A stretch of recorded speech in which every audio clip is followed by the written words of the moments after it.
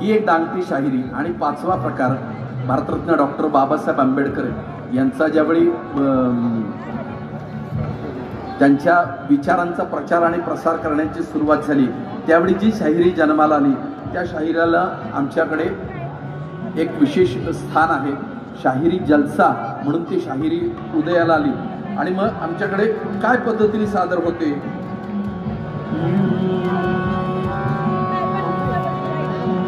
जन्मले